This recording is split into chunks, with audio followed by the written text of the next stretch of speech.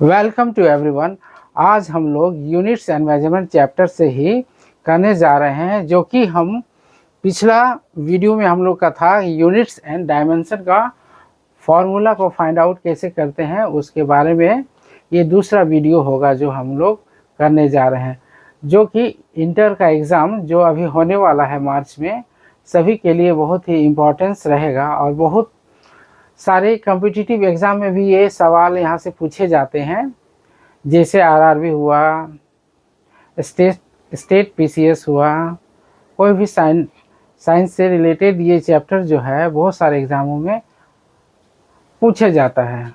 तो इस प्रकार जो हम इस चैप्टर का यूनिट और डायमेंशन को कैसे आसानी से हम लोग निकालते हैं, उसी से रिलेटेड हमारा ये दूसरा वीडियो होगा, जिसको जानकर आप आसानी से फिजिकल क्वांटिटी का उसका यूनिट और डायमेंशन आसानी से निकाल सकते हैं और अपना आंसर बता सकते हैं इजीली। तो फिर से आज हम लोग करने जा रहे हैं यूनिट्स एंड डायमेंशन को कैसे फाइंड आउट करते हैं, उसके बारे में आज हम लोग फिर से जानेंगे। तो जो बाकी रह गया है हमारा फार्मूला वगैरह, उन सबों को फिर से एक बार हम लोग करते हैं, पूरा करते हैं और देखते हैं आज। जैसे हुआ हमारा स्ट्रेन।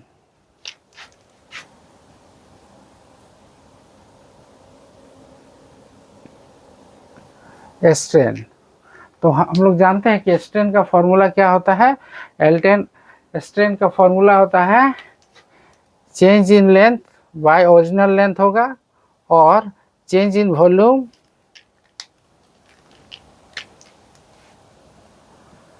Bye original volume.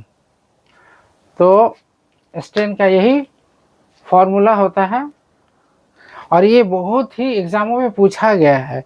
ये इंजीनियरिंग के एग्ज़ामों में भी पूछा गया है, और बहुत सारे एग्ज़ामों में भी इसका यूनिट पूछा गया है। लेकिन इसका यूनिट जो है क्या होता है, L/L हो जाएगा। तो क्या हो जाएगा, तो ये कैंसिल होके क्या हो गया, 0 हो गया। तो ये होता है, इसका यूनिट नहीं होता है, नो यूनिट्स। इसका यूनिट नहीं होता है, इसका यूनिट नहीं होता है। स्ट्रेन क्या है, रेशियो है ना। Change in length by original length, या change in volume by original volume, है ना। लॉन्गिट्यूडनल स्ट्रेन और वॉल्यूमेट्रिक स्ट्रेन का ये है, और इसमें जो है यूनिट लेस होता है। ये जो है स्ट्रेन जो है, ये फिजिकल क्वांटिटी जो है स्ट्रेन, ये यूनिट लेस होता है। तो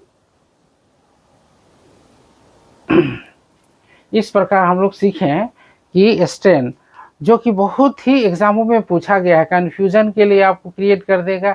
स्ट्रेस दिया हुआ रहेगा, फोर्स दिया हुआ रहेगा, और पूछा जाएगा कि इसमें से कौन सा क्वांटिटी है यूनिटलेस है। जैसे फॉर एग्जाम्पल में दिया रहेगा, आपको दिया रहेगा फोर्स रहता है, फोर्स रहेगा, स्ट्रेस रहता है, प्रेशर रहेगा और स्ट्रेन रहेगा। तो force, stress, pressure and strain, इसमें आपको पूछा जा सकता है कि कौन यूनिटलेस है ना। कौन सा यूनिटलेस है, कौन सा यूनिटलेस है, यूनिटलेस पूछा जाता है। तो यूनिटलेस कौन सा होगा, हमारा स्ट्रेन होता है। स्ट्रेन यूनिटलेस रहता है, क्योंकि ये रेशियो है ना। ये change in length by original length, या change in volume by original volume का ये रेशियो है। तो स्ट्रेन का जो है ना, बहुत सारे एग्जामों में पूछा गया है, चाहे वो कॉम्पिटिटिव एग्जाम हो, आरआरबी हो, चाहे इंजीनियरिंग का एग्जाम हो, ये सभी में पूछा गया है।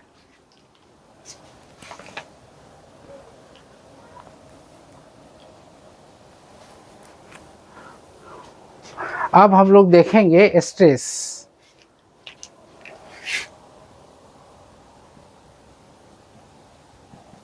स्ट्रेन का देख लिए, अब स्ट्रेस का देखते हैं। स्ट्रेस का क्या होगा? Restoring force, restoring force by area, विरूपक बल बटा क्षेत्रफल होता है। तो क्या हो जाएगा? ये फोर्स का होता है, क्या होता है? M L T to the power -2 होता है, और एरिया का क्या हो जाएगा? एल हो जाएगा, एल स्क्वायर हो जाएगा। तो वो क्या निकल के आ रहा है हम लोग का डायमेंशन? एम एल का पावर -1 टी का पावर -2। ये हो गया हमारा एम एल का power -1 T to the power -2। और इसका जो मात्रक जो होगा, मात्रक क्या होगा? फोर्स का क्या होता है? न्यूटन होता है। फोर्स का क्या होता है? न्यूटन होता है। और एरिया का क्या हो जाएगा? Newton metre square. इसका यूनिट्स क्या हो जाएगा? न्यूटन पर मीटर स्क्वायर हो जाएगा स्ट्रेस का। उसी प्रकार हम लोग देखेंगे मॉडुलस ऑफ इलास्टिसिटी का, मॉडुलस ऑफ इलास्टिसिटी का। तो मॉडुलस ऑफ इलास्टिसिटी क्या होता है?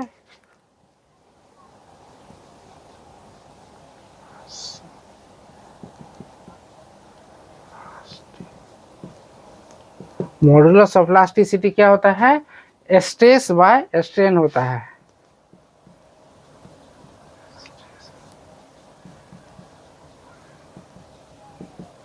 तो जानते हैं कि स्ट्रेन जो है डायमेंशन लेस भी है और यूनिट लेस भी है, इसलिए जो भी इसका डायमेंशन होगा या मॉडुलस ऑफ इलास्टिसिटी का, वो स्ट्रेस का डायमेंशन होगा।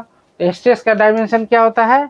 एम एल का power -1 T to the power -2 हो जाएगा। और इस भी क्या हो जाएगा हमारा? स्ट्रेस का जो है क्या होगा? ईवी न्यूटन पर मीटर स्क्वायर हो जाएगा इसका यूनिट, न्यूटन पर मीटर स्क्वायर इसका यूनिट हो जाएगा। तो इस प्रकार हम लोग देख रहे हैं कि मॉडुलस ऑफ इलास्टिसिटी जो रिलेटेड है स्ट्रेस और स्ट्रेन से है, स्ट्रेस बाय स्ट्रेन, है ना। स्ट्रेन जो होता है हमारा यूनिट लेस होता है, डायमेंशन लेस होता है। तो हम लोग देख रहे हैं कि मॉडुलस ऑफ इलास्टिसिटी का जो स्ट्रेस का डायमेंशन होगा वही उसका डायमेंशन होगा, और यूनिट भी वही होगा जो स्ट्रेस का होता है।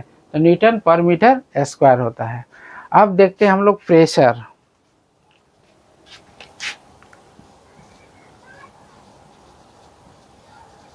प्रेशर इक्वल टू क्या होता है? प्रेशर इक्वल टू क्या होगा? फोर्स बाय एरिया होता है, फोर्स बाय एरिया होता है, force by area.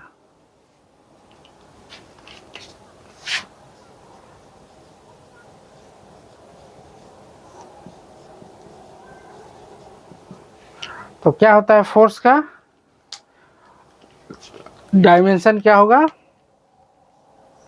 M L T to the power -2 by area का एल स्क्वायर हो जाएगा यहाँ।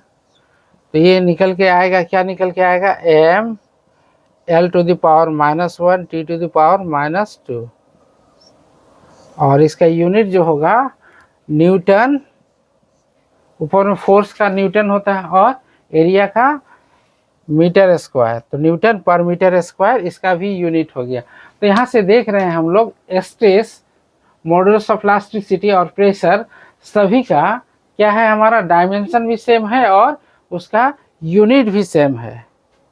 तो आप इसको एक साथ लिख सकते हैं, स्ट्रेस, मॉडुलस ऑफ इलास्टिसिटी और प्रेशर को एक साथ लिख के हम लोग, है ना, उसका सेम डायमेंशन और उसका यूनिट भी सेम आएगा, जो कि हम लोग अभी देख चुके हैं। तो आइए देखते हैं और आगे का फॉर्मूला को भी। यही से हमारा जो है 2 या 3 क्वेश्चंस इंटर में पूछा जाएगा या बहुत सारे एग्जामों में भी पूछा जा सकता है। इसका कॉन्सेप्ट लेना बहुत ही ज़रूरी है ताकि आप बहुत सारे एग्जामों में ऐसे सवालों को देखते ही बना सकें। तो आप देखते हैं फ्रीक्वेंसी।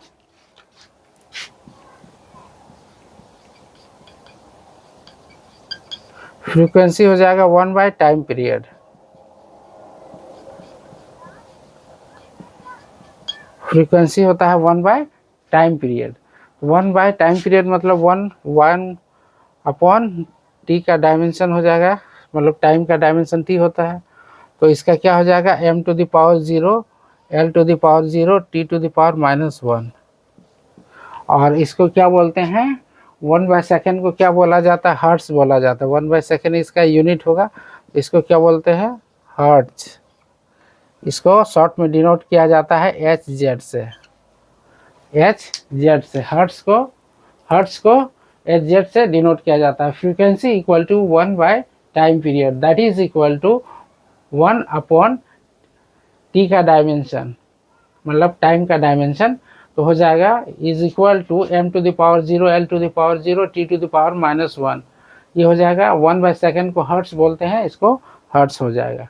इस प्रकार हम लोग देख लिए हैं कि डायमेंशन का फॉर्मूला और किसी भी फिजिकल क्वांटिटी का डायमेंशन और उसका यूनिट हम लोग आसानी से निकाल रहे हैं और आगे भी निकाल के कंप्लीट करेंगे ताकि एक भी जो फॉर्मूला है आपका छूटे नहीं।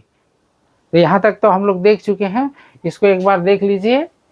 मैं मिटाने जा रहा हूँ फिर से और आगे का फॉर्मूला को भी मैं लिखूँगा ताकि आपका जितना भी इसी वीडियो में आपको सारे फॉर्मूला फिजिक्स का मिल जाए।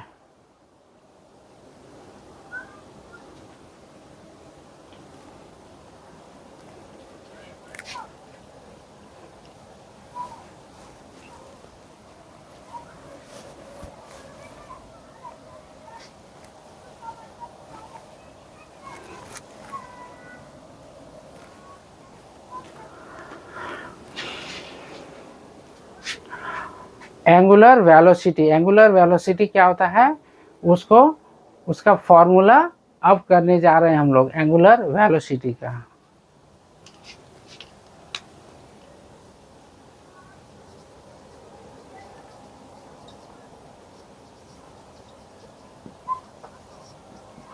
तो क्या होता है एंगुलर डिस्प्लेसमेंट बाय क्या होता है हम लोग जानते हैं वेलोसिटी का क्या होता है डिस्प्लेसमेंट बाय टाइम होता है। तो ये एंगुलर है ना। तो क्या हो जाएगा angular displacement by time.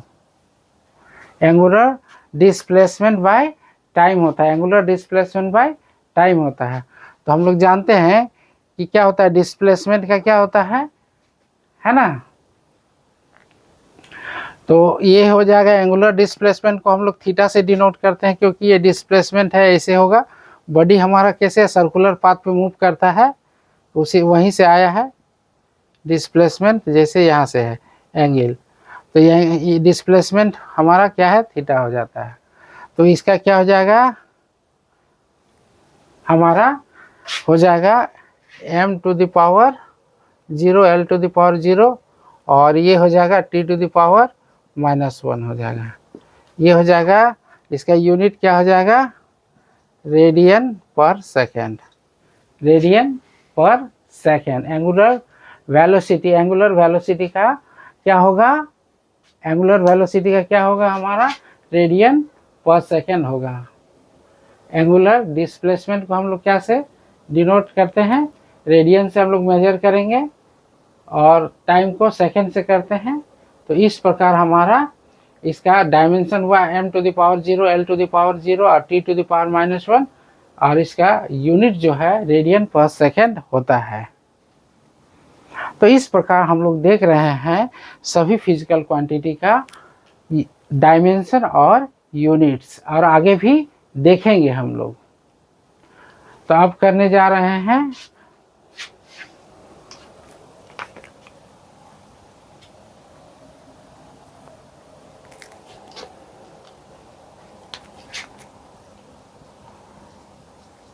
Moment of inertia. Moment of inertia का फॉर्मूला क्या होता है? Sigma m r square. Mass होता है समेशन ऑफ मास, है ना। r क्या है? डिस्प्लेसमेंट, डिस्टेंस रहता है बॉडी से। तो ये हो जाएगा हमारा mr स्क्वायर हो जाएगा। तो इसका क्या हो जाएगा? डायमेंशन m हो जाएगा यहाँ, और इसका l स्क्वायर हो जाएगा। तो हो जाएगा m l square t to the power 0, और इसका जो है यूनिट क्या हो जाएगा? kg metre square, kg metre square.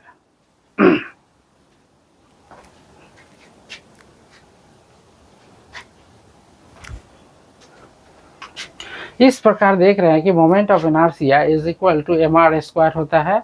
इसका डायमेंशन होता है m इंटू एल स्क्वायर हो जाएगा। इसका कंप्लीट डायमेंशन हो जाएगा m l to the power 2 t to the power 0, और इसका यूनिट हो जाएगा kg metre square, kg metre square. अब करेंगे हम लोग एंगुलर मोमेंटम।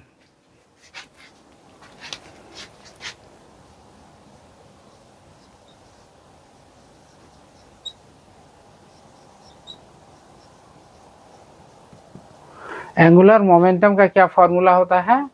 एंगुलर मोमेंटम का कौन सा फॉर्मूला होगा? इसका हो जाएगा आई ओमेगा हो जाएगा, आई ओमेगा। तो हो जाएगा ये आई मतलब मोमेंट ऑफ इनर्शिया है, इसको आई से डिनोट करते हैं मोमेंट ऑफ इनर्शिया को। तो आई ओमेगा। तो इसका क्या होगा? अब हम लोग डायमेंशन लिखेंगे, डायमेंशन लिखेंगे। तो क्या हो जाएगा? इसका मोमेंट ऑफ इनर्शिया का क्या होता है? m l square l to the power 2 t to the power 0 होगा। ये हो गया हमारा। और इसका क्या हो जाएगा? ओमेगा का t टू द पावर -1 हो जाएगा। तो हो गया हमारा, क्या हो जाएगा हमारा dimension m l to the power 2 t to the power -1। इस प्रकार हमारा डायमेंशन क्या निकल के आया है? m l to the power 2 t to the power -1 निकल के आया है। ये हो जाएगा kg metre square per second, kg metre square per second. इसी को बोला जाता है जूल सेकेंड भी बोल सकते हैं, जूल सेकेंड भी बोल सकते हैं। अब फिर हम लोग आगे का फॉर्मूला हम लोग देखेंगे। तो angular momentum equal to I omega, that is equal to, इसका डायमेंशन क्या हो जाएगा? m l to the power 2 t to the power 0, और ओमेगा का क्या हो जाएगा? t टू द पावर -1 हो जाएगा। तो इस प्रकार हम लोग देखते हैं एंगुलर मोमेंटम का क्या हो जाएगा? m l to the power 2 t to the power -1, और इसका यूनिट हो जाएगा kg metre square per second. यहाँ से अब हम लोग करने जा रहे हैं सरफेस टेंशन का फॉर्मूला। तो सरफेस टेंशन होता क्या है कि फोर्स पर यूनिट लेंथ होता है। सरफेस टेंशन क्या होता है? Force per unit length.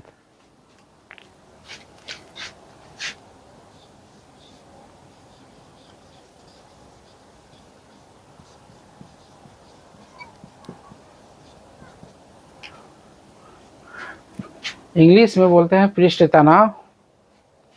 तो फोर्स बाय लेंथ हो जाएगा हमारा। तो हम लोग जानते हैं फोर्स का क्या होता है dimension? m l t to the power -2 by length का क्या हो जाएगा? l। तो इसका क्या हो जाएगा हमारा m l to the power 0 t to the power -2। तो surface tension force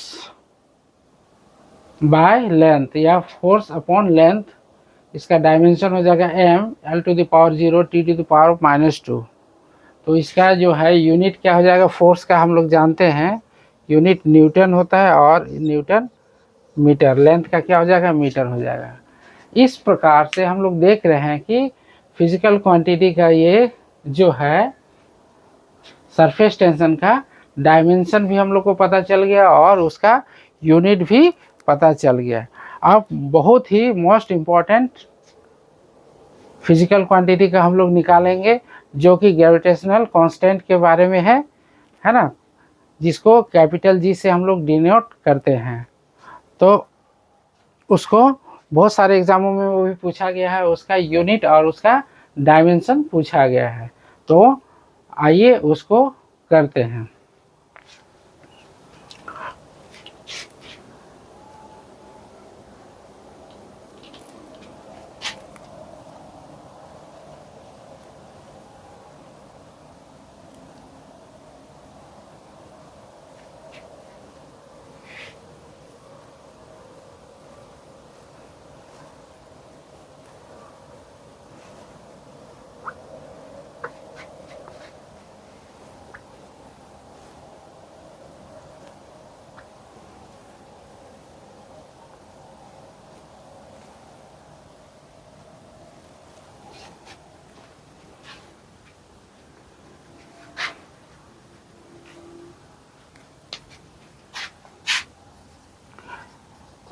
gravitational constant जी, हम लोग जी का ये बहुत ही इम्पोर्टेंस है, ये बहुत सारे एग्जामों में पूछा गया है। इसको यूनिवर्सल ग्रेविटेशनल कांस्टेंट भी कहा जाता है क्योंकि इसका मान कभी भी बदलता नहीं है। ये जो है ब्रह्मांड में दो वस्तुओं के बीच लगने वाला फोर्स होता है। यहाँ पे कोई वस्तु है और यहाँ पे दो वस्तु है, तो दोनों के बीच लगने वाला फोर्स होता है। तो दोनों के बीच लगने वाला फोर्स, अगर इसका मास m1 है, इसका मास m2 है, तो दोनों के बीच लगने वाला फोर्स क्या होगा, m1 m2। F is directly proportional to m1 into m2।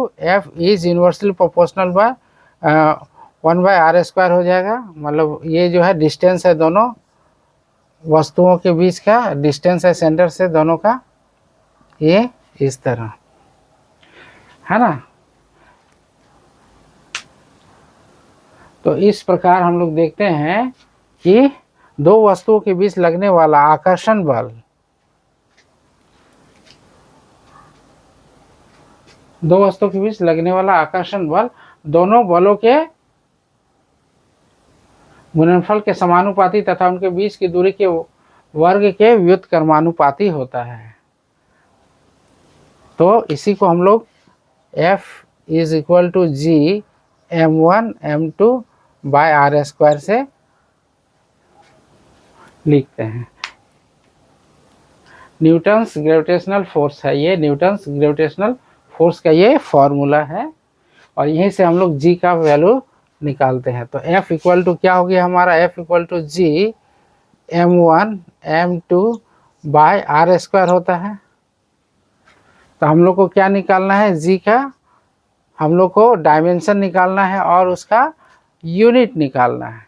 तो g को हम लोग यहाँ लिखेंगे और ये हो जाएगा F r² bye m1 m2। इस प्रकार हम लोग देखते हैं, है ना, इस प्रकार हम लोग देखते हैं कि g का फॉर्मूला क्या हो जाएगा, F r² bye m1 m2, जहाँ पर F जो है दो वस्तुओं के बीच लगने वाला फोर्स होता है। ये जो है फोर्स यहाँ लिख देते हैं, ये r हो जाएगा, है ना। तो F is directly proportional to product of their masses and inversely proportional to their distance, square distance. तो F इक्वल टू हो जाएगा जी m1m2/r² हो जाएगा। तो ये है न्यूटन्स ग्रेविटेशनल फोर्स है, न्यूटन्स ग्रेविटेशनल फोर्स है। ब्रह्मांड में किन्हीं दो वस्तुओं के बीच लगने वाला आकर्षण बल का ये फॉर्मूला है। यहीं से हम लोग क्या है, जी का मान हम लोग को निकालना है। जी हमारा है where G is universal gravitational constant, ये है कांस्टेंट है जिसका मान नहीं बदलता है। और यहाँ से हम लोग फॉर्मूला से हम लोग जी का वैल्यू निकाल लिए हैं। अब हम लोग को खाली पुट करना है इसका। तो फोर्स का क्या होता है, हम लोग का डायमेंशन फोर्स का क्या हो जाएगा, M L T to the power -2 होता है। और डिस्टेंस का क्या हो जाएगा, L² हो जाएगा इसका यहाँ पे।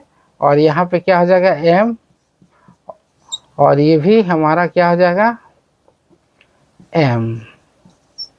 इस प्रकार इसका होगा। और इसको आगे बढ़ाएंगे और हम लोग क्या हो जाएगा, एक m से एक m कैंसिल हो जाएगा तो m टू द पावर -1 हो जाएगा, L टू द पावर 3 हो जाएगा, वहाँ 1 है और 2 3, और t टू द पावर -2। इस प्रकार हम लोग देख रहे हैं कि m to the power -1, L to the power 3 और t टू द पावर -2। तो ये हमारा क्या आ गया, जी का डायमेंशन आ गया, जी का डायमेंशन आ गया, जी का डायमेंशन आ गया। जी का डायमेंशन मतलब ग्रेविटेशनल कांस्टेंट का डायमेंशन क्या आ गया, m to the power -1, L to the power 3, t to the power -2। और इसका यूनिट जो है क्या हो जाएगा, यूनिट हो जाएगा Newton metre square per kg square, per kg square, newton metre square per kg square इसका यूनिट हो जाएगा। इस प्रकार हम लोग जो कि बहुत ही मोस्ट इम्पॉर्टेंट फार्मूला जो है फिजिक्स का हम लोगों ने किया, जो बहुत सारे एग्जामों में यहीं से प्रश्न पूछे जाते हैं। अगर इनको आप कर लेते हैं तो आपका एग्जाम पॉइंट ऑफ व्यू से आप आसानी से यूनिट और डायमेंशन का ये कोई भी क्वेश्चन आपको पूछा जाएगा आप आसानी से बना सकते हैं। अगर आपको फॉर्मूला पता है तो इजीली जो है यूनिट्स और उसका डायमेंशन आप आसानी से निकाल लेंगे और आंसर दे देंगे। तो अगर आपको मेरा कॉन्सेप्ट अगर अच्छा लग रहा है तो हमारे चैनल को लाइक कीजिए, सब्सक्राइब कीजिए। धन्यवाद।